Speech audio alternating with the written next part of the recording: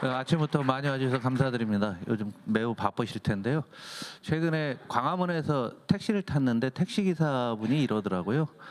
우리가 이 탄핵이 어떤 영향을 주는가 잘 모르는데 택시기사들 같은 경우에 외국인 관광객이 거의 없답니다.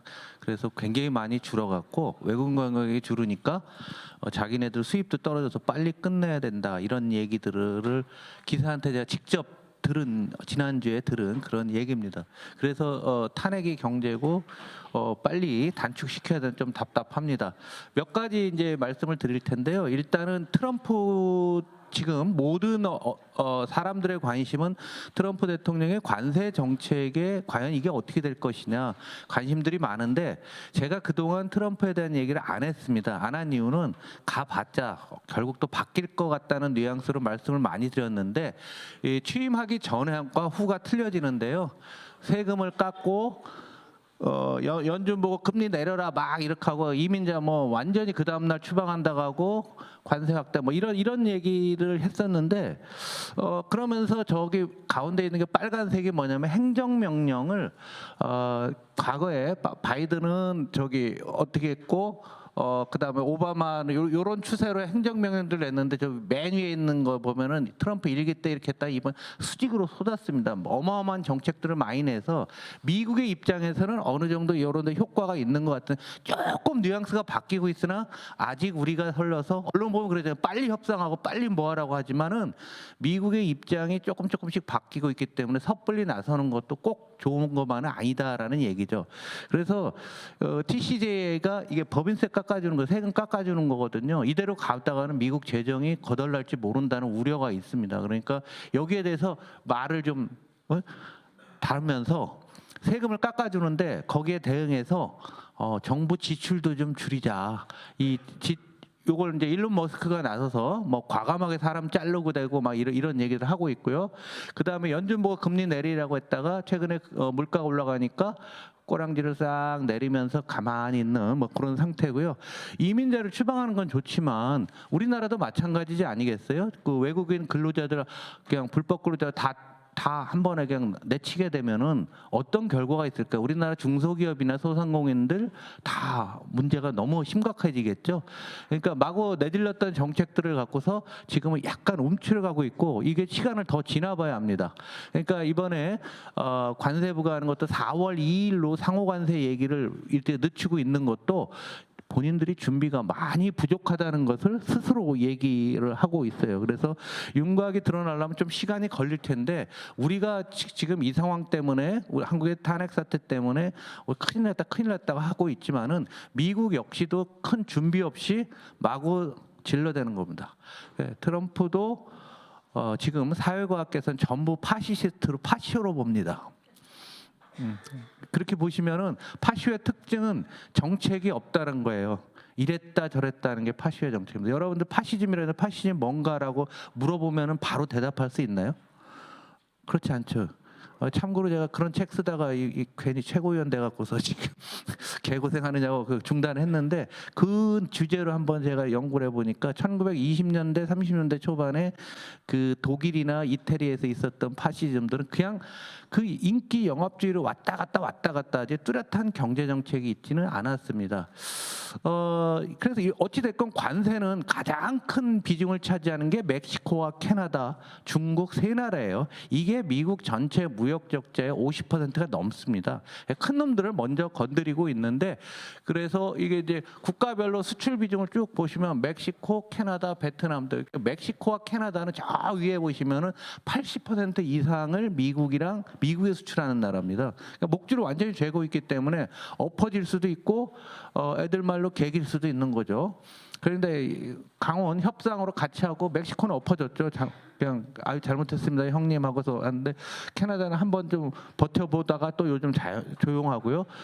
그다음에 이제 그 나라의 수출에서 얼마나 차지하느냐죠. 베트남 뭐 이런 식 한국도 20% 정도 되고 중국은 의외로 작아요. 그러면 멕시코와 캐나다는 어떤 산업을 미국에 수출하냐라고 보게 되면은 요 회색 캐나다는 연료입니다. 에너지이기 때문에 별 문제가 없어요.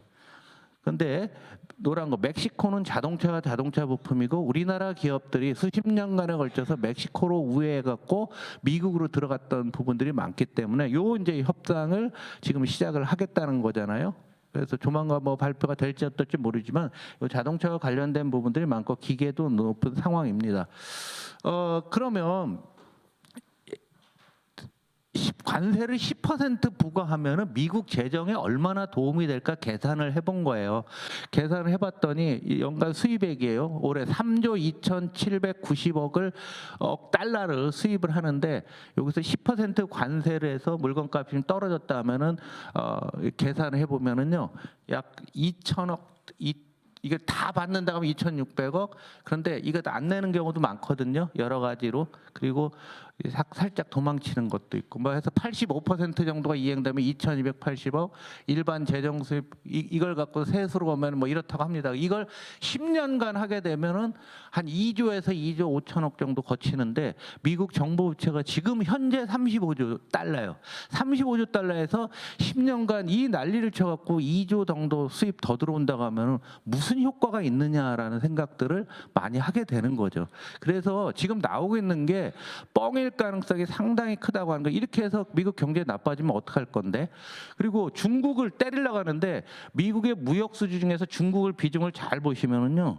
2015년, 16년 줄었죠. 그러니까 미국의 중국은 이미 이때부터 했고요. 이 연도를 정확히 기억하시면 좋습니다. 2016년이에요. 무슨 일이 있냐? 사드 기억나시죠? 그 사드 배치가 모든 면에서 중국을 바꾸게 했고 우리나라와 중국의 관계도 나빠졌고 중국은 미국 수출을 줄인 그런 겁니다. 그러니까 이 정도로 줄여놨으니까 중국에 어떤 제재를 해도 별거 아니다라는 얘기예요. 여기 2016년 여기 보시면은 중국의 대미 수출은 그때부터 줄고 있고 미국은 뭐 위에서 있다가 요즘은 다시 줄고 있습니다. 그래서 미국이 중국을 효과적으로 제재할 방법이 그렇게 많지는 않다라고 보는 겁니다. 더군다나 미국 기업들이 해외 매출 비중이 굉장히 높은 기업들이 많은데 미국이 가장 경쟁력이 있다거나 IT 뭐 산업재 뭐 이런 쪽들 보시면은 해외 매출이 이렇게 많은데 미국이 10% 상계 관세를 해서 반대 나라에서 만약에 보복을 하게 되면은 미국 역시 어려울 것이다. 딴 말로 얘들이 이런 산업을 하는 기업들이 미국 정부에 분명히 지금 로비를 많이 하고 있을 거예요. 로비를 많이 하고 있기 때문에 우리가 생각하는 것보다 그렇게 크게 나오지는 않을 것 같은데 가장 걱정은 성질이 좀 이상하셔갖고 누가 아니라고 하면 반대로 더 세게 나오는 이상한 성격이 있어갖고 하여간 그러나 어찌 됐건 이 업계의 말을 잘 들으시는 분이기 때문에 그걸 감안하게 되면은 우리가 협상을 잘해야 될 텐데 굳이 서두를 필요도 없다라는 얘기죠. 또 하나는 일론 머스크에 대한 반발입니다. 일론 머스크가 지금 이 사진하고서 오버랩되죠? 똑같죠? 그래서 이렇게 했는데 이게 무솔리니가 이렇게 생겼죠. 이 사람이 그 당시 보니까 공부해 보니까 이 패션으로 떴더라고요. 처음에 패션으로 떠갖고 오늘도 여기 계시네. 이거 재밌는 거 하나 가르쳐 줄게요. 무솔리니를 따르는 자경단 지금 우리나라도 있죠. 자경단의 옷 색깔이 뭐냐면은 검은 셔츠단이에요. 안에 그래서 검은 셔츠, 와이셔츠 검은 거 입으신 분들은 무솔리니의 후예가 될 수가 있는. 그럼 나치당을 따르는 그 자경단 이름이 뭐죠? 돌격대입니다. 돌격대. 돌격대는 무슨 색일까요? 갈색 셔츠단이라고 합니다. 갈색 셔츠단. 갈색. 그래서 독일군 군복이나 이런 제복을 보면 약간 갈색 색깔이 나는 거 있습니다. 그래서 이걸 우리나라 배운 거예요. 우리 민주당은 무슨 색이죠? 그러니까 이제 100년이 지나면 이렇게 뭐 블루 블루 셔츠단 뭐 이렇게 나올 거고 저쪽들은 레드 뭐 이렇게 나올 텐데요. 하여간 이런 나치즘 파시즘에 대한 우려들이 많은데 그러니까 이제 나왔고 저는 이렇게 보거든요. 뭐 오래전부터 얘기했는데 이게 1984에 나오는 빅브라더를 이 사람이 꿈꾸는 것 같아요. 이 사람이 이제 고상모 도전 다음 주에 나오나 인공지능 뭐 한 달 그렉슬인가 다음 주인가 이번 주인가 이번 주지. 이번 주 그것까지 해서 이 사람이 인공지능까지 하게 되면 지가 이제 전 세계를 지배할 수 있다라고 생각하는 것 같아요. 그러니까 지 애 데리고 여기 가갖고서 저기 대통령 뭐였지? 저 표정 껄끔한데 얘가 끝내주는 사진이 있는데 그걸 안 올렸는데 여기서 얘가 콧구멍 후비는 사진도 있더라고요. 보셨죠? 내가 그래서 야 그런데 미국이 아무리 그래도 미국이 그 반 이상은 문명 국가인데 이걸 받아들일 수 있을까? 조금 지나서 쉽지는 않을 거다는 얘기죠. 그러다 보니까 테슬라가 꼭 그것 때문에 그런 건 아닌데요. 저 고가 대비 테슬라 주가가 이만큼 많이 떨어졌어요. 그러니까 이번에 이 사람들은 주가만 떨어지면 하지만 그냥 비상이 걸리고 있는데 뭐 모델 체인지하고 뭐 이런 효과도 있다고 하는데 그걸 떠나서 테슬라에 대한 반감은 굉장히 좀 많은 그런 상황이고 오늘 주제와도 관련해서 요즘 이제 페이스북 주가가 어마어마하게 오르고 있어요. 계속 오르고 있고 엔비디아는 이제 딥시크 나온 다음에 주춤하고 있고 어찌 됐건 이 파시즘에 대한 반감은 주가에도 암암리에 조금씩은 있지 않을까라는 생각을 해보고 있고요. 이런 상태에서 이제 트럼프가 이 얘기했죠. 자기가 집권하면 물가를 그냥 완전히 때려잡겠다. 그래서 식품업체들 데려다가 뭐 했는데 이번 1월달 물가가 굉장히 높게 나왔어요. 매년 1월달 물가는 높습니다. 이게 기후 위기에 나와서 날씨가 춥고 지금 미국도 기상이변이 또 계속 산불 났죠. 또 어제 뉴스 보시면은 홍수가 났고 켄터키에 홍수가 났고 또 굉장히 추워진다고 하는데 물가가 이렇게 올라가니까 겁나는 겁니다. 함부로 저런 정책을 관세를 해서 관세를 10% 하면 물가가 어찌됐건 올라갈 거 아니에요. 그러니까 주거비도 임대료도 꽤 높은 수준을 유지하고 있고 중고차 가격도 미국은 중고차 가격이 굉장히 중요합니다. 차량이 워낙 많다 보니까 거의 뭐 2억대 되잖아요. 그러니까 이렇게 중고차 가격도 높은 상태고 넷플릭스 가격도 올랐답니다. 영화 보는 것까지도. 가장 핵심적인 게 요건데요. 계란값이 50% 올랐어요. 계란값이. 우리나라 김치랑 비슷합니다. 얘들 우리나라 저기 배추값 오르면 난리 나잖아요. 미국은 계란, 중국은 뭐예요? 돼지고기, 예, 그런 거 상식으로 그런 건 좀 메모를 해놓으시라고. 돼지고기. 그런데 이 계란값이 올라가니까 그럼 민심이 슬슬 야씨 트럼프 뭐 해준다고 한 것도 없이 물가도 안 떨어지네. 이런 미묘한 분위기들이 있기 때문에 뭐 그렇다는 얘기고요. 이런 과정 속에서 그냥 조용히 망가지고 있는 나라들이 많이 있습니다. 이제 멕시코 한다 하니까 멕시코의 GDP 대비 월별 재정 적자인데 지금 이런 상황이에요. GDP 제로잖아요. 재정 적자 이렇게 많이 커지고 있어요. 그래서 재정 적자가 4.3에서 6%로 증가하고 있고 뭐 어쩌고저쩌고 하는데 우리가 굉장히 참조할 만한 거죠. 그러니까 멕시코 입장에서는 엎어질 수밖에 없는 게 트럼프 앞에 엎어질 수밖에 없는데 이런 상황하면서 은근히 멕시코 경제가 좀 무너지고 있고요. 유사한 게 우리가 난방 정책한다고 해서 인도네시아에 대한 우리가 나름대로 베트남이어서 선망하고 있는데 지금 인도네시아가 매우 어려워지고 있습니다. 어려워지는 거는 얘 GDP 대비 산업별 비중을 보면 제조업, 도소매업, 그다음에 얘네들 광업이 많아요. 니켈이라고 해서 2차 전지 원료가 다 인도네시아에서 나는데 미국에서 딱 잡아버리게 되니까 이거 역시도 상당히 어려운 거죠. 그래서 미국 이외의 국가들이 이제 아주 나쁜 나라부터 서서히 이 제도가 시행되면은 나빠질 수 있습니다. 그래서 우리가 체계적으로 준비하고 좋은 산업 정책과 경제 정책으로 다음에 우리가 정책을 펴나가야 된다는 것도 한번 살펴보시면 우리나라는 영향권이 가장 많은 제조업 중심 국가니까 경계를 늦추지 않으나 지나치게 또 우리가 너무 또 거기에 대해서 우려할 상황도 아니다라는 얘기죠. 그래서 지금 이거고요. 그다음에 우리나라로 들어와서요. 우리나라 이제 우리 시민들의 마음을 한번 보는데요. 시민들의 마음 속에서 국민들은 1,400만 명이 주식 투자하고 있다고 하잖아요. 저는 못 믿겠는데 그렇게 많은지는. 그 코스닥이 특히 안 좋은데요. 이게 이제 에코프로가 그 적입니다. 그 2차 전지 소재 회사예요. 배터리 소재 회사 보시면 저 꼭대기저가 얼마입니까? 저게 150만 원 가던 게 지금 5만 원, 150만 원까지 갔다가 이거 오브를 했으니까 50만 원에 액면 분할했으니까 150만 원, 15만 원 했던 게 한 20만 원, 한 5분의 1 정도로 떨어졌고요. 포스코 퓨처엠도 똑같은 회사입니다.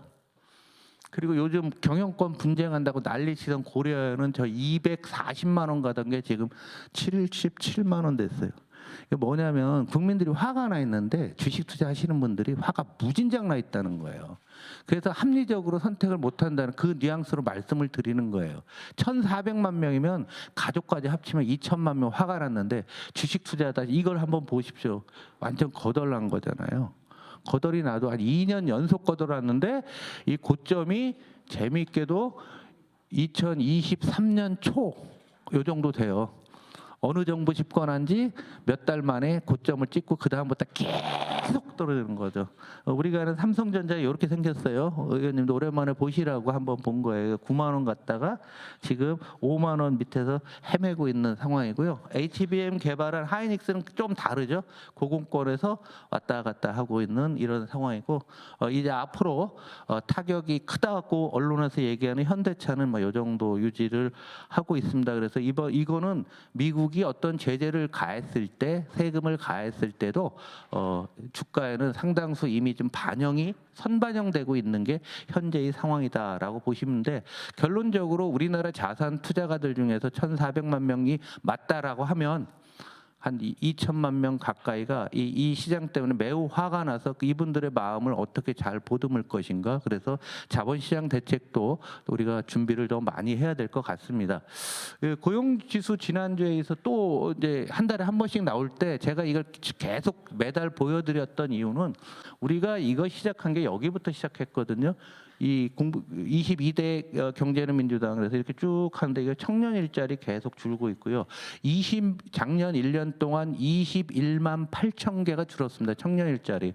근데 청년 일자리가 청년들이 가장 선호하는 것은 이게 빨간색 이게 뭐냐면 빨간색이 제조업 일자리입니다. 제조업 일자리가 줄으니까 청년 일자리도 함께 줄고 이 부분은 또 20대, 30대 일자리가 다 여기에 해당되는데 이 사람들이 우리 당 지지율이 크게 떨어지고 있고 최근에 역전되는 특히 20대들의 입장에서 20대, 30대가 여기와도 경제적으로는 연결이 된다라는 얘기죠. 그래서 20대, 30대의 제조업의 일자리를 지키는 게 정치적으로도 정무적으로도 굉장히 중요한 상황이고요. 또 하나 이건 전체 일자리가 늘어나는 거 작년에 30만 개 일자리가 늘었는데 그 중에서 30만 개 일자리가 늘었는데 20만 개가 청년이 까먹은 거죠. 그러면 실제로는 한 뭐 50만 개 늘었어야 된다는 얘기지 않겠습니까? 이게 만약에 제로에 했으면은 이런데 정부는 이거로 일자리를 강조하지 않아요. 보도자를 보면 항상 뭐냐면 고용률 역사상 최고라고 합니다. 고용률은 당연히 높아져요. 고용률은 뭐냐면 경제활동 인구 대비 일을 가진 사람이에요. 근데 여러분 우리 인구 줄잖아요. 우리나라 인구 몇 명인지 아세요?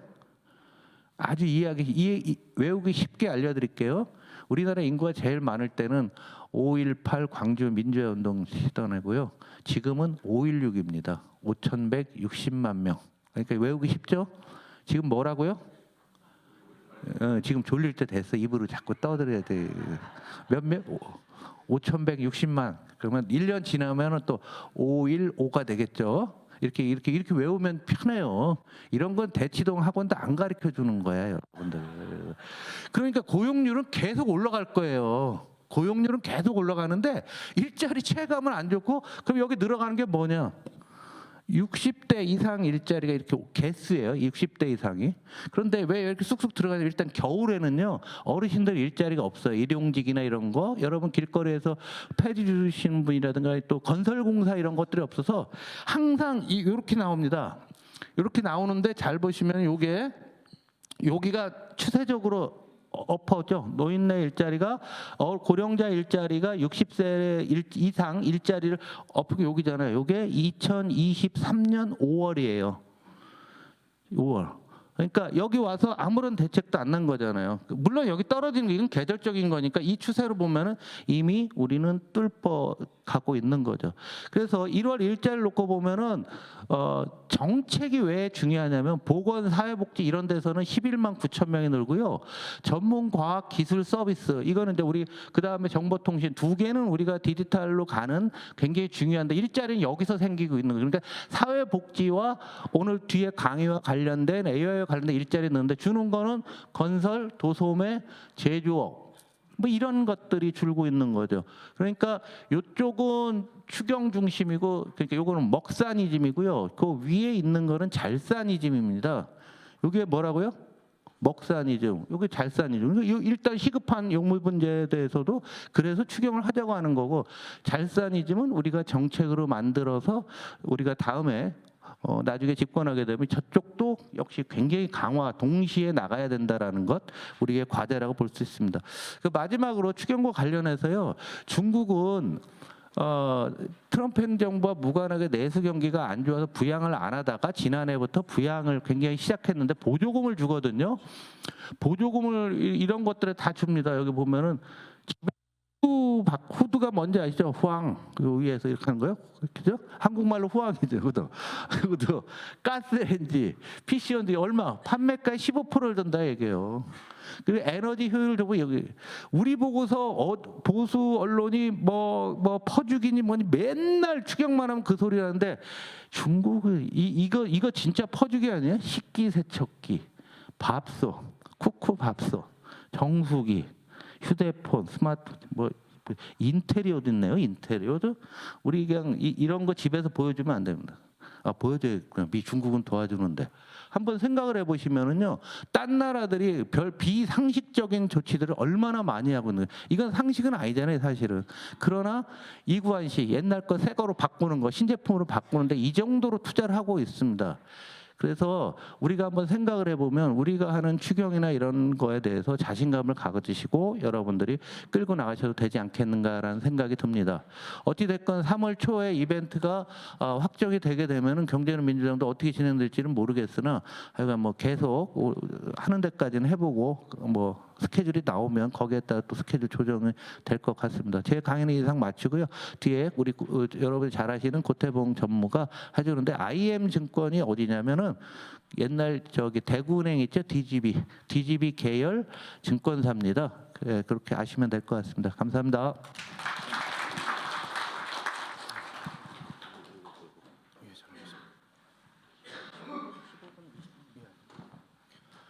예, 안녕하십니까, 고태봉입니다.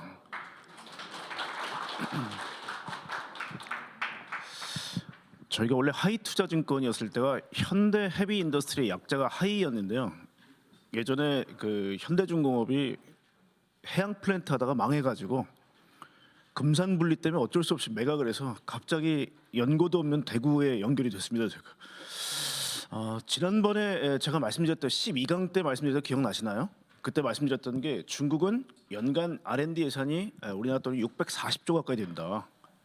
640조란 마중물이 시진핑이 중점을 두고 있는 10대 과제 중국 제조 2025하고 그대로 제가 압축해서 들어간다. 거기서 나온 게 이번에 딥식 같은 차세대 IT가 AI입니다. 그리고 전기차, 그 다음에 무슨 뭐 자율주행 이런 것들이 전부 다 이제 어떻게 보면 그 640조라는 엑기스가 그냥 그대로 투영되고 있다라는 거고요. 그게 그때도 설명을 드렸지만 국방과 연결이 된다. 그래서 지금 로보틱스라든지 자율주행은 대부분 다 전투 무기와 연관이 된다는 말씀을 좀 드렸습니다. 그리고 한 꼭지가 이제 중국이 되게 두렵다라는 거고요. 중국을 보고 나서 미국을 보면 약간 데칼코마니다. 중국이 사회주의의 강력한 드라이브를 가지고 그렇게 가기 때문에 자본주의가 그 어떤 일사불란함이 없기 때문에 이번에 도지위원회, 아까 이제 뭐 일론 머스크도 보여주셨는데요. 왜 도대체 지금 워싱턴을 이렇게 칼질을 하고 있느냐? 최근에 워싱턴 집값이 폭락했대요. 하도 매물이 많아가지고. 잘린 정치인분들이, 공무원분들이 다 매물로 내놔서 그런 거죠. 일단 굉장히 지금 이제 이 구조조정을 좀 하고 있는 상황이고요. 팔란티어로 대변되는, 즉 정부를 AI 시스템으로 대체하는 작업을 굉장히 빨리 서두르고 있습니다.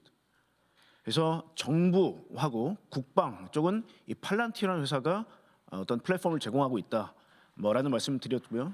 또 하나의 꼭지가 피지컬 AI, 오늘 뭐 설명드리겠지만 피지컬 AI의 가장 대표적인 게 자율주행, 로보틱스 같은 쪽입니다.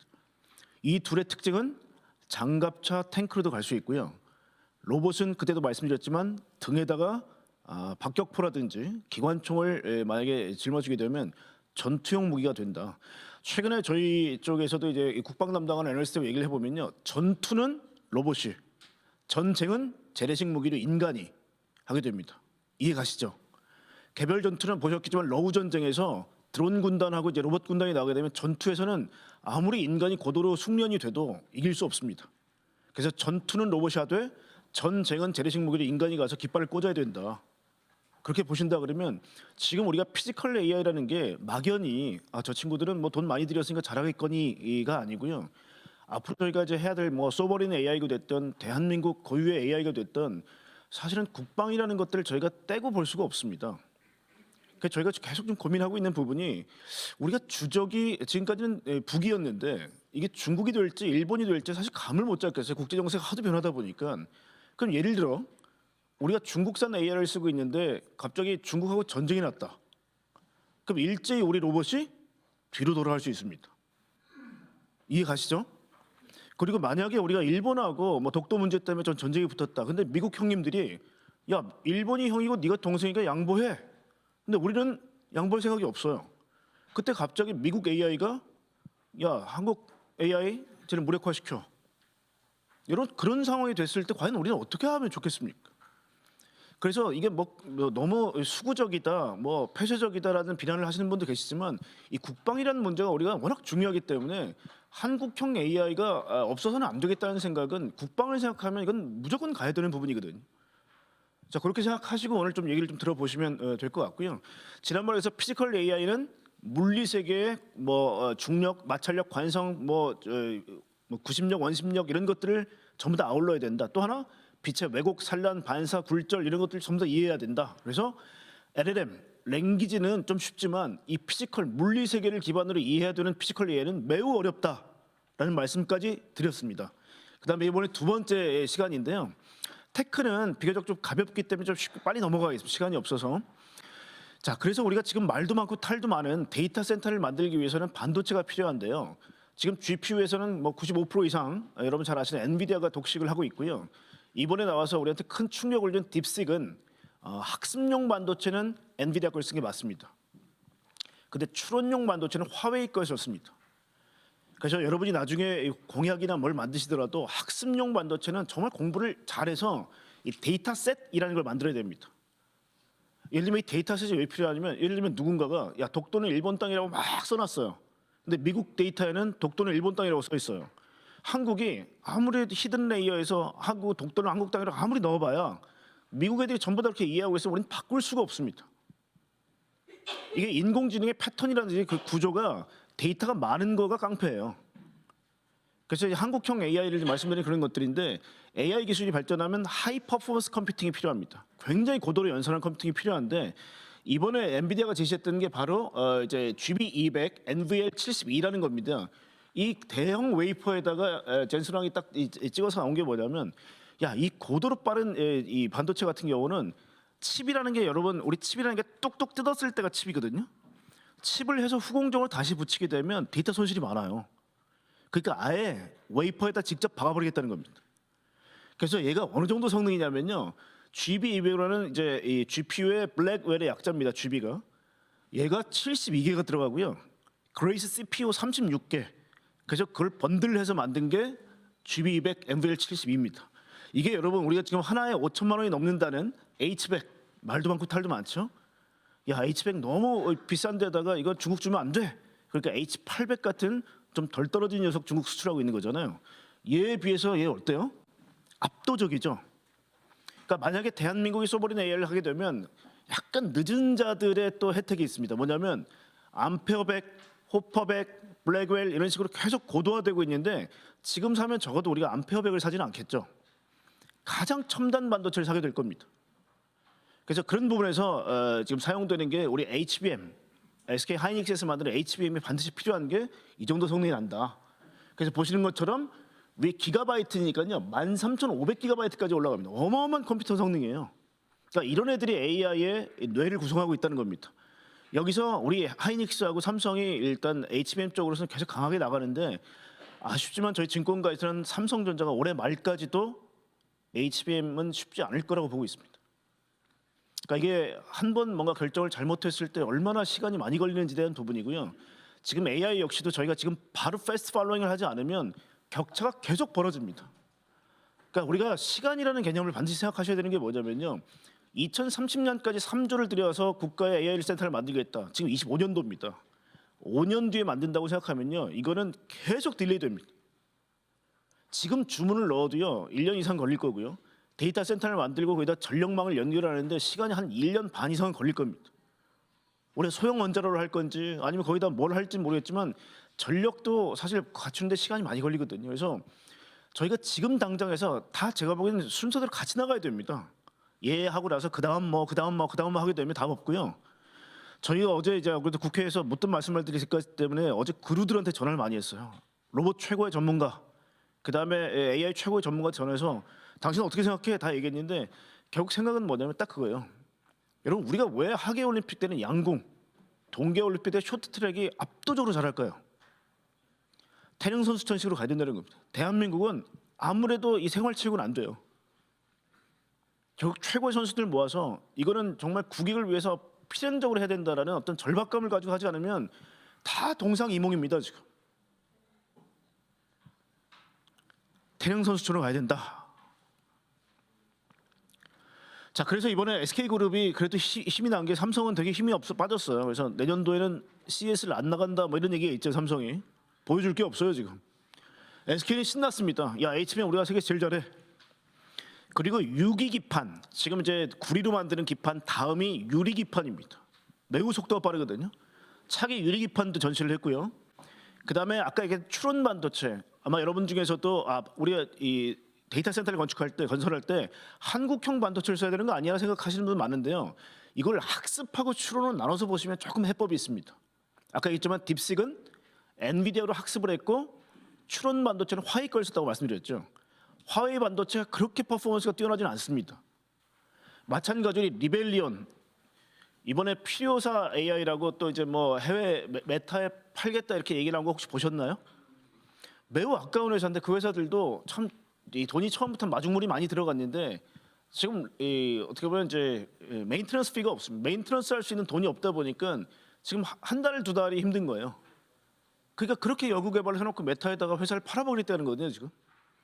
그러니까 그게 참 아쉬운 게 뭐냐면 처음에는 우리가 막 금리 낮고 막 스타트업 붐일 때는 돈 막 넣었다가 막상 이제 뭔가 좀 해보려고 그랬더니 돈이 바짝 말라버린 거예요. 그래서 우리 몸을 메타 미국 회사에 팔겠다는 거예요 지금. 그냥 안타까운 얘기거든요. 그래서 지금 리벨리온 같은 회사는 그나마 부잣집에 입양됐습니다. SK그룹에 합병이 됐어요. 그래서 이번 리벨리온 나왔고 우리 추론 반도체 쪽 자신 있습니다라고 내놓은 게 이 박성현 대표의 리벨리온입니다. 그래서 SK는 이번에 이 데이터 센터 위주로 전시를 했고요. 자, 한국에서도 추론 반도체로 열심히 하고 있는 또 스타트업들이 있습니다. 이 딥X 같은 경우는 제가 어떻게 알냐면 현대자동차 로보틱스 랩에서 비전 트랜스포머 알고리즘으로 얘들을 씁니다. 그래서 보시게 되면 이게 25 테라플롭스 1초에 1조번 연산하는 게 테라플롭스인데요. 25, 25, 25, 25 4개를 번들링해서 100 테라플롭스로 만든 겁니다. 그러니까 이런 애들은 잘 작동합니다. 그러니까 한국도 이제 이런 업체들이 있다는 겁니다. 그래서 우리가 뭐 희망이 없다 그러지만 이렇게 조금 자라나고 있는 새싹들도 반드시 있다라는 거고요. 모빌리티 역시 다 한국 회사입니다. 그래서 이런 업체가 나왔고 현대자동차하고 협업을 잘 하고 있다라는 거고요. 자, 이제 이 가전을 말씀드릴 텐데요. 우리가 아날로그 시대에 1970년, 80년, 90년 초반까지는 소니라든지 일본 도시바라든지 이런 업체들이 가전을 꽉 잡았습니다. CS 이꼴 재팬이었습니다. 근데 90년대 후반서부터 슬슬 디지털로 전환되기 시작하면서 삼성, LG가 왕이 됩니다. 여기서 CS에서 메인 부스는 다 삼성과 LG 차지였죠. 그래서 우리가 리모컨, 지금 리모컨은 음성 인식도 됩니다. 뿅 누르고 나서 야 TV 11번 틀어줘 하게 되면 틀어줍니다 지금. 자, 여기까지 디지털까지는 대한민국이 참 잘해왔다. 근데 AX로 전환되게 되면 누가 지금 막 도드라져요? 중국. 자, 아까 의원님들 들어오실 때 저희가 로보락의 로봇 청소기 이 동영상 보여드리는 이유도 여러분 가전 중에 지금 가장 복잡한 가전이 어떤 거라고 생각하십니까? 세탁기, 냉장고, 전자레인지, 로봇 청소기입니다. 매핑해야죠. 비전 센서가 집을 보고 매핑해야죠. 그 다음에 청소를 어떻게 해야 되는지. 이제는 여기 매니퓰레이터 나옵니다. 오축자에도 매니퓰레이터가 쭉 나와서 그냥 애들이 막 던져버리는 양말, 뭐 내복 이런 것까지 쓱 집어가지고 전부 다 바구니에 넣습니다. 그게 이번에 나왔어요. 로보락하고 드리미라는 회사에서. 그러니까 그거를 우리가 어떻게 보셔야 되냐면요. 가전들 중에 가장 복잡한 가전을 왜 중국의 4대장이 압도적으로 잘할까? 여러분 우리 강남 사모님들 여간 까다로우신 게 아닙니다. 근데 그분들이 왜 지금 중국 청소기들을 그렇게 사랑하시는지 지금 150만 원이 넘습니다, 여러분 청소기가 중국산이. 그런데도 산단 말이에요. 그러니까 그만큼 제가 중국이 많이 올라왔다는 걸 우리가 무시하시면 안 된다라는 말씀을 좀 드리고요. 그래서 삼성하고 LG가 이번에 좀 애매했다. 자, 작년서부터요. 삼성 모범생들이잖아요. 보고 나서 제가 작년에 뭐라고 썼냐면 야 이거 환경미화한 거냐? 왜냐하면 이 월에다가요. 매터라는 기술 표준을 가지고 얘들은 다 삼성 제품이 아닙니다. 전 세계 있는 제품들을 매터라는 표준을 가지고 다 연결해드리겠습니다라는 게 IoT 사물 인터넷에 연결해드립니다가 작년도 주제였는데요. 올해도 똑같이 이런 판들을 만들어 놓고 전 세계에 있는 가전 다 매터로 연결해드릴게요가 주제였단 말이에요. 자, 그런데 저희는 좀 달라요. 왜냐하면 녹스라는 보안 시스템으로 연결하되 안전하게 드릴 거예요. 쉴드라는 LG도 우리 보안 시스템으로 잘 연결해 드릴 거예요. 이게 주제였단 말이에요. 지금까지 삼성 LG는 야성적 충동이 있었다고요. 세계 최초. 우리가 처음으로 롤러블 개발했어요. 저희가 뭐 처음에 개발했어요. 이게 사실 대한민국을 굉장히 뜨겁게 만들었는데 그게 안 보여요 이제는. 자, 그래서 저희가 크게 4가지 꼭지인데 첫 번째 꼭지는 뭐냐면 초개인화됐다. 예를 들면 이런 겁니다. 아빠, 엄마, 누나, 동생이 있는데 야, 나 보던 TV 틀어줘 하게 되면 보던 드라마를 그 목소리 인식하고 나서 보던 걸 그냥 마저 틀어줍니다. 그러다가 야, 나 출근해야 되니까 꺼 해놓고 나서 차에 딱 타셔서 마저 틀어줘 하게 되면 또 연결됩니다. 그런 식으로 초개인화된다는 겁니다. 뭐 이거는 뭐 기본적인 부분인 거고요. 두 번째는 아까 얘기했지만 연결을 통해서 어떻게 바뀌어가냐면요. 이제는 기기만 놓고 나서 자랑하는 게 아니라 공간의 개념으로 확대됐다. 이게 지난번에 한번 설명드린 예를 들면 이런 겁니다. 어르신이 계셔요 집에. 그럼 집이 됐든 병원이 됐든 한쪽을 테마로 꾸는 겁니다. 디지털 헬스만 다 연결되어 있는 방으로 만들 수 있다는 겁니다. 예를 들면 뭐 계속 기관지가 안 좋으시면 가습기를 자동으로 틀어준다든지 모든 것을 다 연결해서 이제는 기계가 아니라 공간의 개념으로 바뀐다라는 게 이 메인 팀 중에 하나였고요. 여러분 이 로봇을 보면서 이제 한국도 로봇을 잘하지 않겠느냐? 왜냐하면 얘는 우리의 프롬프트를 말로 듣기 위해서 졸졸 따라다니는 녀석이에요. 삼성의 이제 볼리 같은 애들은 야, 내가 그 이번에 가계부 어떻게 썼지? 그러면 보여드릴게 하고 엑셀을 확 띄워줘. 예를 들면 그래서 빔 프로젝트를 쏩니다. 벽에다가 뭐 이런 식인데 사실 이게 중국산, 미국산 휴머노이드 로봇 비하면 어때요? 약간 여러분 순정 만화, 복잡한 만화 캐릭터보다가 이 명랑 만화 보시는 거 같지 않으세요?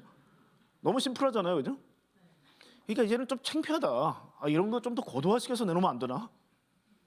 왜냐면 이제 예전에는 이 로봇이 이런 개념으로 해도 다 박수 받았는데 이제 로봇이 너무 복잡해졌어.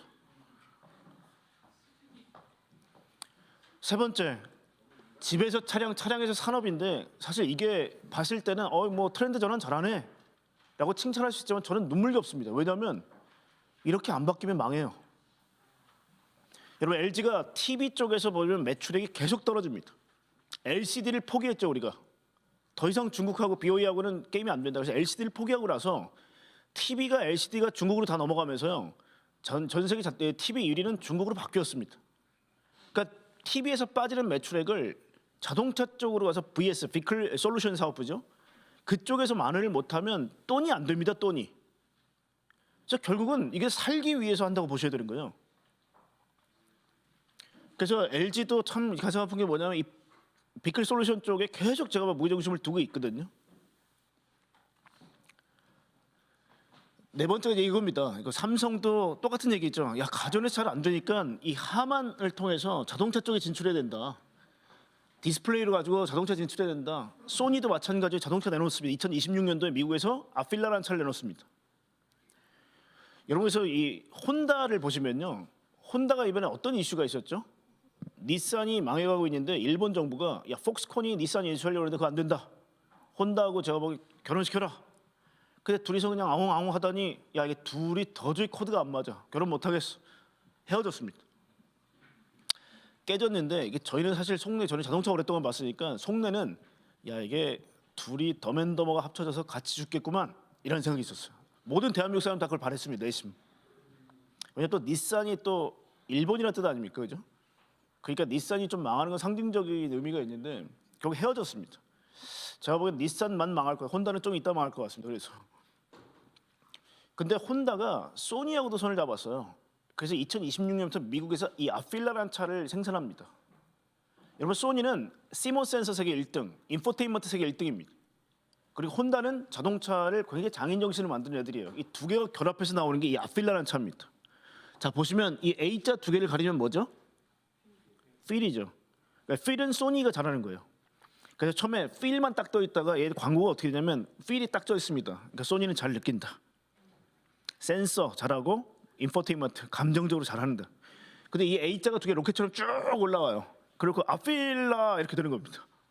그게 이제 일본의 소니가 나온 앞으로 이제 이 차가 되는 거고요. 딱 보시더라도 영화 뭐 이런 것들 굉장히 잘 되는 그런 거를 보여주고 있고요. 자 LG전자의 이번에 디지털 칵핏 같은 경우는 저도 이번에 프라이빗 부스 들어와서 실험해봤는데 어떠냐면 이런 겁니다. 세종로에 제가 쭉 가고 있다가 세종대왕상을 청소했나 되게 깨끗하시네라고 2초 이상 주목하고 있으면 삐빅 소리가 나면서 세종대왕이 캡처가 돼서 옆으로 가고요. 세종대왕 몇 년도부터 몇 년 조선의 뭐 왕 뭐 이런 식으로 쫙 떠요. 그러니까 제가 2초 이상만 주목을 하면 이게 마우스예요 제 눈이. 인캐빈 카메라가 달려 있거든요 여기. 그래서 앞으로 자율주행이 되면 우리가 어디를 관심 있게 주시하느냐에 따라서 이런 식의 데이터가 나오는 굉장히 재밌게 만들었더라고요. 그래서 이런 것들이 앞으로 계속 나올 수 있겠고요. 그래서 이게 이제 암브렐라라는 이제 반도체가 들어가서 우리 동공을 잘 보면서 이렇게 체크할 수 있다라는 걸 보여줬고 LG가 참 이런 부분에 참 잘합니다. 자 LG전자 한번 보시죠. 여러분 예전에 강남 사모님들이 제일 좋아했던 빌트인 가구가 뭐였습니까? 여러분 일렉트로닉스 기억나시죠? 월풀. 예전엔 부잣집이 아니면 엄두도 못 냈던 가전제품입니다. 근데 보십시오. 계속 매년 마이너스 성장을 하고 있죠. 지금 프리미엄을 가진 압도적 전 세계 1등은 LG입니다. 왜냐? 디지털이 접목됐거든요. MC 사업부 망했잖아요. 스마트폰 사업부 망했습니다. 근데 걔들이 어떻게 됐냐면 인화의 LG는 사람을 잘라내지 않았어요. 너네 MC 사업부 망했는데 너네 어디로 가고 싶니? 저는 가전 갈게요. 전 자동차 갈게요. 해서 다 내부 배치를 했습니다. 물론 많은 분들이 LG를 떠난 분도 있지만 그분들이 어떻게 했냐? 이 가전을 디지털로 전환시켰습니다. 그게 안 됐던 월풀과 일렉트로닉스는 망해가고 있는 겁니다. 여러분 반대로 생각해 보세요. 그럼 AI가 접목이 안 되면 어떻게 될까요? 이건 굉장히 중요한 얘기입니다. AI 접목 안 되면 마치 우리가 일본 가전제품이나 아니면 이런 유럽 가전제품하고 동일한 길을 걷게 된다는 겁니다. 그래서 반드시 AI는 연결돼야 된다라는 말씀을 좀 드리고요. 자 보시게 되면 원래 한국 분들이 그렇게 가면 다 우쭐한 게 뭐냐면 이 CS만큼은 대한민국이 압도적으로 이 승기를 잡은 게 뭐냐면 이 메인인 센트럴을 가시게 되면요. 일단 저희를 환영해주는 대형 아치문에서 딱 들어가면 LG가 딱 있고요. 제일 큰 부츠 삼성.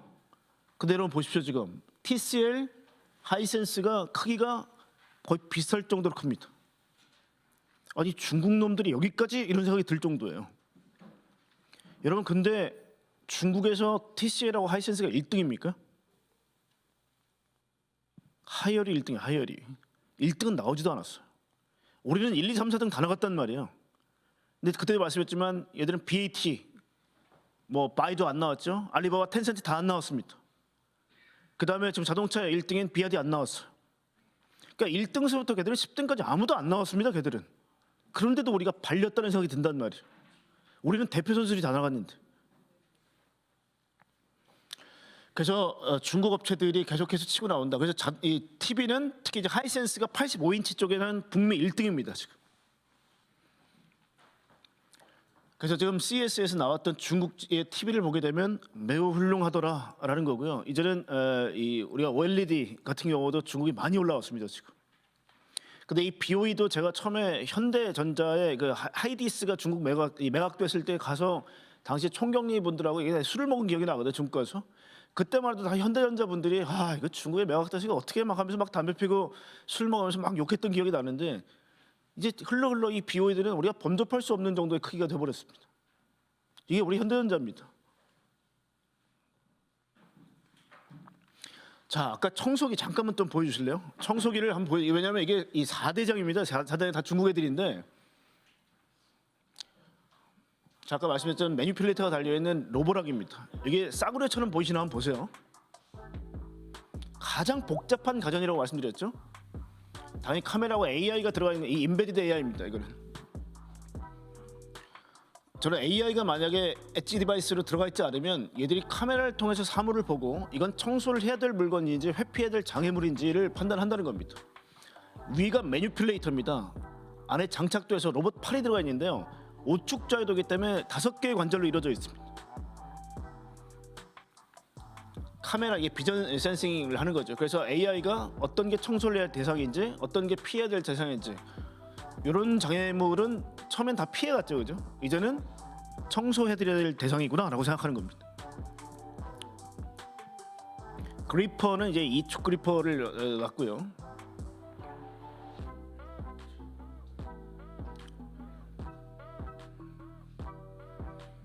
특히 신혼부부들 애들 처음에 애기 낳고 나서 둘둘 말아가지고 기억이 훅 던져놓고 나면 저런 거 다 치울 거 아닙니까, 그죠?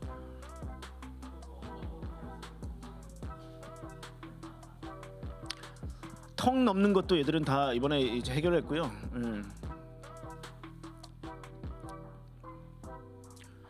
저 조그만 로봇 청소기에는 굉장히 다양한 기술들을 넣어놨습니다. 기본적으로 얘는 계속 OTA로 업데이트를 해서 점점 똑똑해집니다.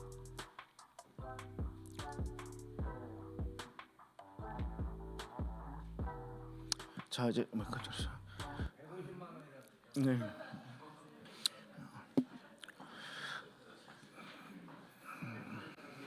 여러분 지금 웃으시면 안 돼요. 저거 사야지 생각하시면 안 됩니다, 여러분.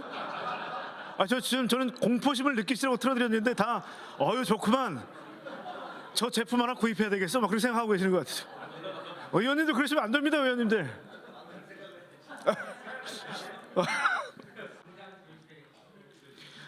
여러분 아까 LG전자가 그 해외에서 판매하고 있는 그 가전 쪽에 250억 달러였죠. 지금 이 그리나 미디어나 하이얼이 지금 보시면 수출입니다. 얘는 수출 매출 중국 본토 빼고 얘들 사이즈가 여기까지 올라왔습니다. 똑같죠? 이제는 LG전자가 가전에서 역전당할 위기에 있다는 겁니다. 지금 가전은 삼성, LG였는데 가전은 이제 하이얼, TCL, 하이센스가 되고 있다는 겁니다. 곧 역전됩니다. 조주환 사장님이 이번에 얘기했던 게 뭐냐면 도저히 중국을 이길 수가 없다는 거예요. 지금 특히 조주환 사장님 제가 로보틱스 때문에 자주 뵙는 분인데 처음에 우리가 LG가 로봇을 하기엔 돈이 너무 없어요. 저 센터님 어떻게 하면 좋죠 저희?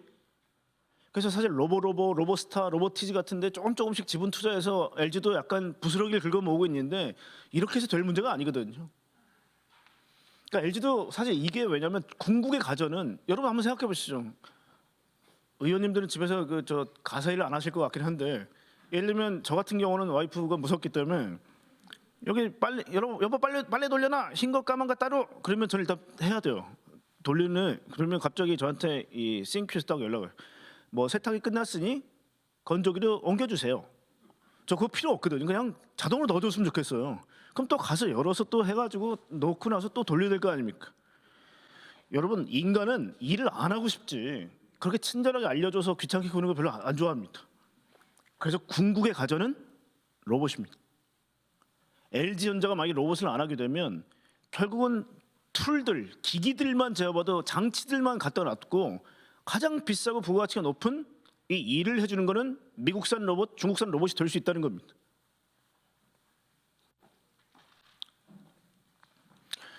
자 보시게 되면 이거 다 LG 거 아니야? 중국 겁니다 다. 저희가 직접 찍어온 사진입니다.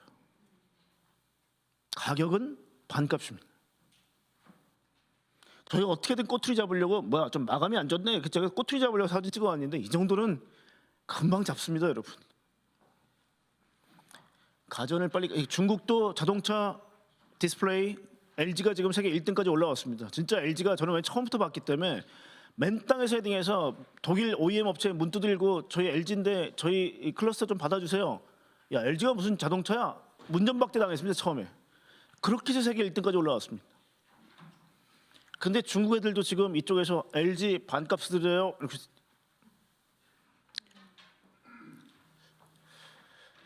자, 제일 중요한 이제 모빌리티입니다. 시간이 별로 없기 때문에 자동차는 저희 이제 반도체를 제외하고는 최고의 먹거리. 대미 수출 2위 자동차, 대미 수출 3위에서 4위 자동차 부품.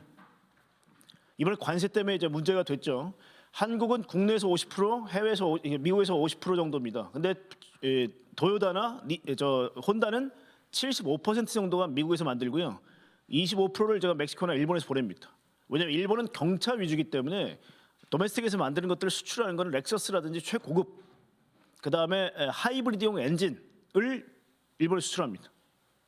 그래서 일본보다 한국이 약 25%포인트 정도는 국내 수출 비중이 높습니다. 그래서 관세에는 더 영향을 받게 되어 있습니다. 자, 근데 소프트웨어 디파인드 키는 뭐냐면 아까 청소기도 보셨지만요. AI가 야 이거는 양말이니까 집어. 자, 이거는 쓰레기통이니까 회피해. 왜 장애물과 결국 청소기를 대상을 구분하는 건 AI라고 말씀드렸죠. 결국 그거는 학습이 되어 있는 대상이 청소할 대상이냐 아니면 돌아서 가야 될 장애물이 아니라 학습이 되어 있기 때문에 아는 겁니다. 자, 그러면 소프트웨어 디파인드 베이클은 뭐냐면요. 소프트웨어가 정의를 내리는 자동차라는 뜻입니다. 그러니까 SDV를 안 바꾸면 AI가 자동차를 운전할 수 없습니다. 여러분 이해 가세요? 그래서 SDV는요.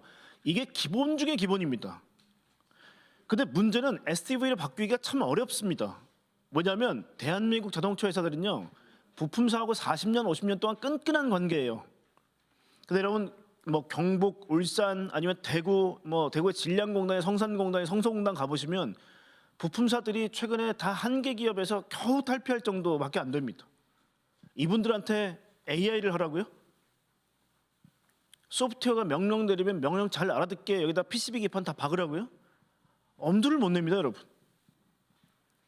그리고 제가 지난주에도 말씀드렸지만 PC, 노트북, 스마트폰 고도화가 어디가 가장 고도화돼 있죠? 스마트폰에서 여러분 인터넷 다 되잖아요, 그죠? 통신 다 되잖아요.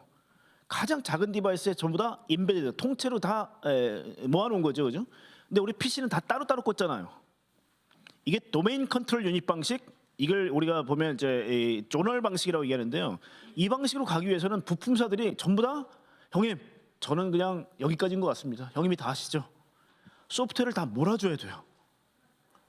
그래서 참 하기 어렵습니다. 그래서 SDV를 만들기 어려운데 지금 저희가 LG하고 퀄컴하고 손을 잡았습니다. HL 클레모브하고 삼성 자회사는 하만하고 손을 잡았습니다. 이렇게 막 자랑을 하지만 이건 다 뭐냐면 예를 들면 10개를 8개, 7개, 6개, 5개로 축소시키는 과정에서 인테그레이션이 일어나는 겁니다.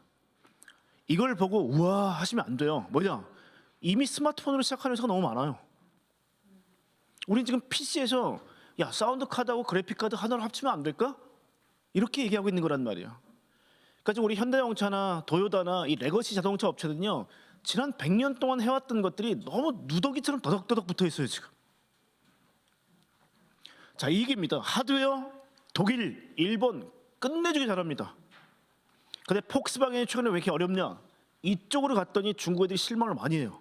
뭐야? 국민차인 줄 알았던 폭스바겐이 소프트웨어 왜 이렇게 자꾸 뻑이냐? 야, 갑자기 클러스터가 꺼졌네? 전기가 갑자기 안 들어오네? 이 소프트웨어 갔더니 문제가 생기기 시작해요. 그래서 폭스바겐의 캐리어드라는 회사가 소프트웨어를 전담하는데 벌써 세 번이나 CEO가 바뀌었어요. 왜냐면 여기서 독일이 안 되는 거예요. 그러다 보니까 야 표준으로 좀 가자. 그게 오토사라는 표준입니다. 지금 여기까지 왔고요. 근데 그 상단은 OS가 있습니다. 야 너 신호등 보고 신호등 빨간색이면 브레이크 잡고 하는 것들이 전부 다 이 OS가 비전 봐야죠. 그다음 구동 제동 완충 조향 따로 봐야죠. 근데 이걸 전부 다 누가 지휘를 해줍니까? AI가 너 신호등 보고 너 브레이크 밟고 하는 것들을 명령을 해주는 게 AI예요.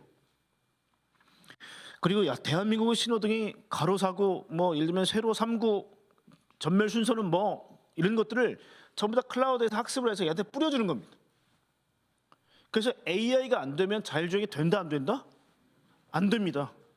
이거 없이 한번 가보려고 했던 게 완벽한 센서와 완벽한 HD 3D 맵을 구축해 놓고 요거 두 개가 일치되면 야 이렇게 되면 자율주행 되는 거 아니야 라고 생각했던 게 지금까지 현대 모셔널, 현대 포츠닷, 그다음에 크라이슬 이 GM의 크루즈, 그다음 포드의 아르고 다 망했습니다.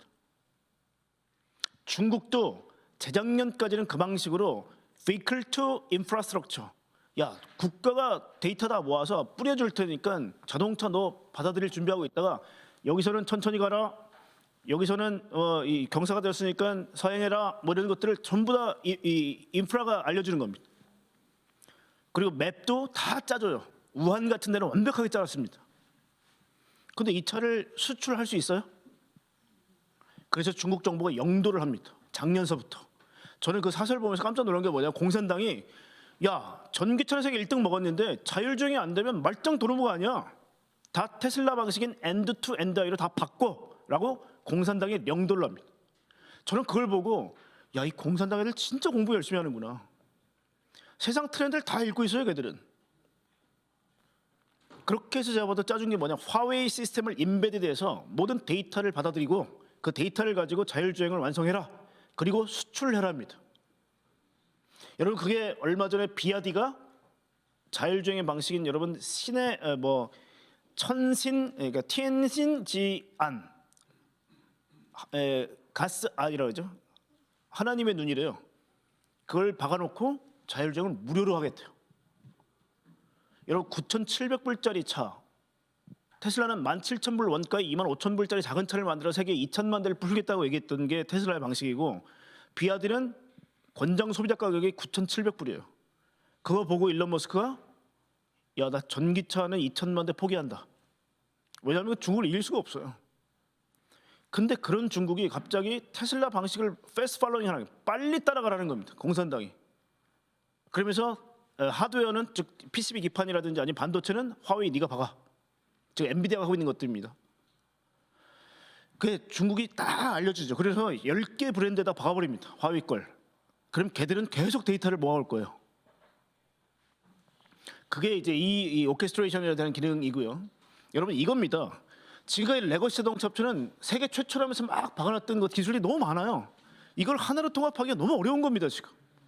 그래서 컴플렉시티, 복잡도가 너무 높다. 이런 얘기입니다.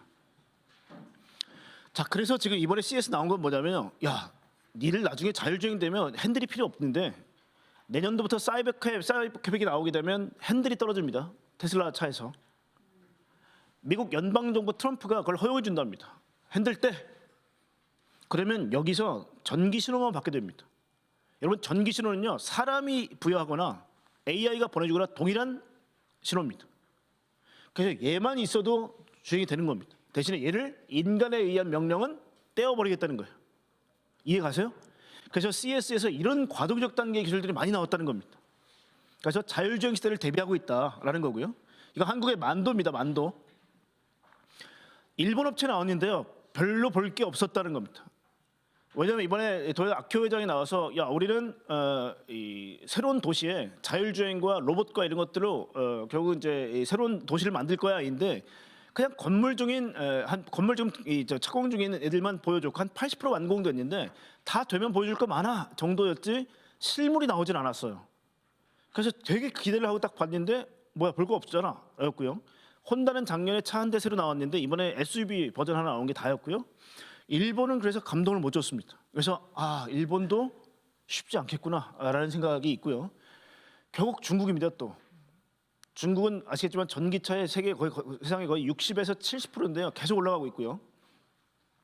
자, 여러분 한번 보시죠. 이건 제가 뭐 의원님들 앞이기 때문에 따로 갖고 온 자료인데요. 보시면 중국이 2013년부터 야, 전기차로 세상 지배해. 배터리 세계 1등 가. 그거 되면 전기차 세계 1등 가. 착착 진행 중이죠, 그죠? 그래서 보시게 되면 비아디가 이 이전에는 100만 대도 안 됐던 업체가 갑자기 300만 대로 가더니 450만 대로 가죠. 여러분, 450만 대면 현대자동차가 올해 목표가 415만 대입니다. 비아디가 지금 단일 브랜드, 우리 현대 기아를 떼서 봤을 때 단일 브랜드 세계 4위입니다. 지금 벌써. 여러분, 이게 어떻게 가능합니까? 불과 2, 3년 만에 몸집을 2배, 3배로 키워버렸어요, 비아디가. 근데 또 혹자는 이렇지. 야, 네가 본 부채가 얘들 뭐 4조, 5조밖에 부채 안 된다고 손익계산서 써 있는데 실제로 보게 되면 60조가 넘는다는 거예요, 부채가. 그럼 그 차이는 어디서 올까요? 저는 국가에서 온다고 봅니다. 아까 홍철구 의원님 말씀하셨던 것 중에 아까 이구 환신 정책에 뭐 15%를 보조금 준다. 그 현금으로 꽂아주는 겁니다. 그냥. 자, 이거 보시면 아마 깜짝 놀라실 겁니다. 2009년서부터 2023년까지 그럼 중국 정부는 전기차를 위해서 도대체 얼마의 돈을 마중물을 갖다 부었냐? 320조입니다. 여러분 현대자동차에 320조의 현금을 갖다 주면 지금처럼 못 하겠습니까? 이건 페어한 게임이 아니라는 말이에요. 언페어해요.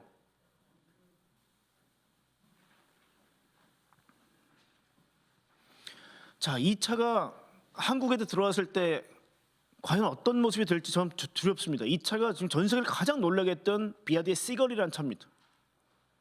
MSRP 권장 소비자 가격이 9,700불입니다. 도저히 저희가 아무리 생각해도 어떻게 9,700불 이 차를 만드는지 알 수가 없습니다. 여러분 이 차 한국 들어오게 돼서 만약에 1,200에 1,300만 원 정도의 가격으로 판매된다. 이거 서민들이 안 사겠습니까 이 차? 우리 아까 남방정책 말씀하셨지만 우리가 뭐 지금 태국이라든지 베트남 뭐 1등 먹었죠. 지금 베트남 1등 먹었고 아세안 쪽에 우리가 계속 이제 인도네시아도 공장 짓고 해서 막 스물스물 올라오고 있는데 얘들 공장 보시면 제가 그래서 제가 표시하는 겁니다. 중국 싫어하는 나라 많죠. 근데 글로벌 사우스, 남미, 아프리카, 아세안 이런 쪽 중국 안 싫어합니다. 걔들이 엄청 사줍니다. 멕시코하고 캐나다 아까 말씀 주셨지만 왜 관세 25% 쌓으려고 해요? 걔들이 백도어, 우회로에 거의 천병입니다. 중국 애들 전부 다 거기서 조립해서 끌어올립니다. 위로. 멕시코에서 올리고 캐나다에서 내려보냅니다. 그러니까 보시게 되면 비아디가 공장 8개를 해외에 짓고 있습니다. 속속 오픈할 겁니다. 분명히 우리한테 어떤 기사로 여러분 보여질 거냐면 현대자동차 동남아에서 중국산에 밀려. 그건 인과관계예요. 공장 문은 아직 안 열었거든요. 이게 그 얘기입니다. A, B, C 세그먼트가 A 세그먼트가 여러분 우리 예전에 그 대우 국민차의 작은 티코 A 세그먼트, B 세그먼트가 엑센트, 프라이드, C 세그먼트가 아반떼입니다. 이렇게 봤을 때 유럽 작은 차 위주죠. 아세안 작은 차 위주죠. 인도는 다 작은 차입니다. 남미 다 작은 차입니다. 여기 중국이 페네트레이션을 하게 됐을 때 어떻게 될까? 자, 이번에 하여튼 CS 나온 중국 애들인데 얘들은 뭐 아시겠지만 로터스라는 연구업체 인수를 했죠. 그 다음에 지커라고 애들이 가장 자랑하는 최고급 차입니다. 지커. 굉장히 고급스럽게 나옵니다. 자율주행이 잘 됩니다. 지커는. 자, 그 다음에 이게 뭐냐면요. 중국 제조 2025를 했을 때 저희가 제일 두려웠던 건 뭐냐면 밸류 체인을 얘들은 속속 알아요. 그러니까 뭐냐면 여러분 이게 헛사이라는 거의 센서입니다. 로봇 센스라는 회사도 있는데요. 제가 여기 써놨습니다만은 지금 한국의 삼성전기나 LG이노텍이 도대체 어떻게 이렇게 싸게 만든 거야? 라고 다 뜯어봤어요. 근데 제일 비싼 게 뭐냐면 여기 옴니비전이라고 써놨지만요. 이미지 반도체가 제일 비쌉니다. 중국 정부는 미국에 있는 스타트업 하나를 통째로 사서 갖다 줬습니다. 무슨 얘기냐면 얘들은 공산당이 어디까지 제가 신경을 쓰냐면요. 밸류체인에서 가장 핵심되는 부품을 미국으로부터 통째로 사서 인수를 해줘요. 붙여버립니다. 근데 LG 이노텍 같은 경우는 소니의 시모스 센서나 삼성 시모스 센서 쓰면 가격이 월등히 비싸져요. 그러니까 얘들이 그러니까 한 달에 10만 개 이상씩 판매를 해요. 그러니까 대량 생산하니까 규모가 굉장히 생기니까 또 가격이 또 떨어져요. 이번 4분기 때 수십 년 만에 처음으로 흑자 전환합니다. 그러니까 이게 사실 그렇고 이 로봇 팔도요. 나중에 로봇 설명드리겠지만 이게 우리가 잼잼 하게 되면 비전이 보고 있다 그대로 따라합니다. 잼잼 따라합니다. 이게 중국산 덱스트러스입니다. 고전모 잠깐만 저기 뒷타임이 예정된 데서 사정을 합니다. 빨리 준비를 해서 한 3, 4분만 해서 정리하고 빨리 부족한 점은 또 몇 달 지나면 또 달라져요. 여기는 또 하면 되니까. 네, 알겠습니다. 네. 하여튼 올해 6월달에 모델 Y의 자율주행차가 나오고요. 내년도에 아마 사이버캡이 나오게 되면 자율주행의 시대가 본격적으로 열릴 거고요. 지금 대한민국 단언하게 되면 자율주행 기술이 실패했습니다. 어제도 제가 좀 확실히 물어봤던 게 뭐냐면 이제는 국가가 뭔가 이제 지방자치에서 하는 것들이 사실 되게 전 양심적으로 봤을 때 이제는 더 이상 그렇게 하면 안 됩니다. 이 방식대로 가야 됩니다. 그러니까 뭐냐면 우리가 프리매핑을 하고 룰 베이스로 가는 방식은요. 사실은 트램이에요. 트램. 그 지역을 떠나서는 가동되지 않습니다. 그래서 지금은 물론 제가 보기에 그게 잘못된 접근은 아닙니다. 왜냐 그렇게 해서 우리가 기술이 빌드업되고 새싹이 자라나고 하겠지만 그 방식은 보편화시킬 수 없는 방식입니다. 그래서 이제 그 정도면 됐으니 이제는 정말 되는 쪽으로 가야 됩니다. 그러니까 디바이드 앤 컨커 방식이라는 게 지금까지 지자체에서 해왔던 방식이고 결국 테슬라처럼 월드와이드로 세계에 수출할 수 있는 방식으로 가야 됩니다. 근데 여기에는 우리가 DNA가 전혀 없어요. 그래서 제가 의원님한테 호소를 했던 AI에 대한 데이터 센터도 결국은 데이터 센터를 모으지 않으면 우리 걸로 자율적으로 구현할 수가 없어요. 뇌가 없이는요 스스로 판단한다는 건 불가능합니다. 그래서 하여튼 계속 말씀을 드리지만 하여튼 뇌가 필요하다. 대한민국은 반드시 뇌가 필요하다. 이런 말씀을 자꾸 드리는 거고요. 비즈니스 모델이 다 바뀝니다 이제 앞으로. 그러니까 이 차를 사면 아주 그냥 다 건너뛰고 1년에 2만 3천 불이 여러분 통장에 꽂힌답니다. 그러면 통장에 돈이 꽂히는 차를 살 거냐? 감가상각에 대해서 3년 지나면 50% 가격이 뚝 떨어지는 차를 살 거냐?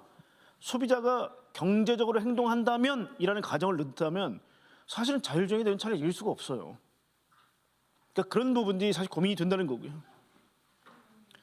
그래서 이제 뭐 테슬라는 이런 방식으로 앞으로 세상을 이제 지배하겠다는 거고 아마 포드가 나 아무리 해도 안 되니까 테슬라 방식 사다 쓸래. 마치 마이크로소프트의 윈도우가 될 겁니다. 그럼 얘는 차를 안 만들어도 됩니다. 테슬라는. 그리고 아마 GM도 포드가 그렇게 한다면 나도 할 가능성이 큽니다. 그때 과연 현대는 미국에서 어떻게 할 거냐. 고민이 많을 겁니다. 자, 로봇은 아까 설명드렸죠. 이거는 금방 끝내겠습니다. 아까 말씀드렸지만 왜 이 월드 파운데이션 모델 제가 말씀드렸죠. 왜 코스모스 월드 파운데이션 모델이라는 게 로봇을 만들기 전에 선행돼야 되느냐. 상식을 알아야 된다는 겁니다. 이 액션 토큰이라는 게 뭐냐면 걸레질 할 때는 어떻게 하는 게 제일 깨끗해? 설거지 할 때는 어떻게 해야 기름때를 다 없앨 수 있어? 뽀드득 소리가 나? 라는 것들을 이미지하고 텍스트 어떤 것들을 통해서도 이 월드 파운데이션 모델의 상식을 넣고 액션 토큰을 나갈 때 기름이 낀 접시는 이렇게 닦아야 뽀드득 소리가 나 라는 것들이 여기 액션 토큰으로 전해서 얘한테 인베디드 즉 통신을 통해서 들어간다는 겁니다. 그래서 로봇을 위해서는 반드시 이게 필요하다는 게 전부 다 AI에 대한 얘기입니다. 그래서 하여튼 엔비디아가 로봇 쪽에 제가 하여튼 못 보여드리겠다. 제가 따로 준비한 게 하나 있어서 못 보여드릴 것 같고요. 하여튼 이번에 우리가 로봇도 굉장히 하드웨어 쪽에서 밸류체인이 다양합니다. 대한민국 제조업 강국이기 때문에 로봇 시대가 됐을 때 대한민국이 소외되지 않기 위해서는 이 액추에이터부터 많은 부품들을 내재화시켜야 되는데 이 역시도 중국이 로보틱스를 10년 동안 이 밸류체인을 엄청나게 잘 만들어 놨습니다. 이번에 테슬라 옵티머스를 분해봤더니 액추에이터가 중국산이 되게 많아요. 그러니까 이게 참 걱정이 됩니다. 왜냐하면 일본이요, 여러분, 일본이 왜 저렇게 아날로그에 머물러 있는데 갑자기 최근에 주가가 그렇게 폭등인지 아세요? 미국이 봤을 때는 일본 쟤들은 AI까지 올라올 실력이 안 되는데 소부장만큼은 끝내주게 잘하네. 그래서 미국이 만들 때 이 소부장은 되게 필요한 거예요. 그래서 일본이 굉장히 미국한테 사랑을 받고 있다. 한국은 과연 이런 쪽에서 준비가 되어 있는가 굉장히 고민이 됩니다. 자, 그래서 엔비디아가 이번에 우리 뇌를 쓰고 있는 대표 선수를 다 나와봐. 그때 14개가 올라왔어요. 중국이 하나, 둘, 셋, 넷, 다섯, 여섯.